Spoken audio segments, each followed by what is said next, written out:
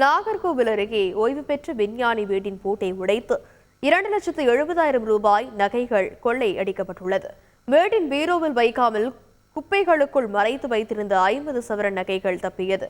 கன்னியாகுமரி மாவட்டம் நாகர்கோவில் பார்வதிபுரம் அருகே உள்ள பெருமாள் நகரில் வசித்து வருபவர் ரமேஷ் செல்லசாமி. புனேவில் உள்ள தேசிய வேதியியல் ஆராய்ச்சி மையத்தில் விஞ்ஞானியாக பணியாற்றி ஓய்வு பெற்ற இவர் உடல்நலக்குறைவால் மருத்துவமனையில் தங்கி சிகிச்சை பெற்று வருகிறார். வீட்டில் யாரும் இல்லாததை அறிந்த கொள்ளையர் பீரோவை உடைத்து 2,70,000 ரூபாய் ரொக்கம் மற்றும் சுமார் 5 சவரன் நகைகளை கொள்ளையடித்து சென்றனர். தகவல் அறிந்து வீட்டுக்கு வந்த ரமேஷ் செல்லசாமியின் மனைவி பீரோவில் வைக்காமல் அலமாரி, குப்பை தொட்டி உள்ளிட்ட இடங்களில் சாதாரணமாக மறைத்து வைத்திருந்த நகைகளை சோதனை செய்தபோது அவை திருடப்படாமல் அப்படியே இருந்தது. சாதாரணமாக குப்பை உள்ளிட்ட இடங்களில் வைத்திருந்த 50 சவரன் நகைகள் திருடன் கண்ணில் படாததால் தப்பியதாக அவர் தெரிவித்தார். தொடர்ந்து கைரேகை நிபுணர்கள் வரவழைக்கப்பட்டு திருடர்களை பிடிக்கும் பணியில் போலீசார் இறங்கியுள்ளனர்.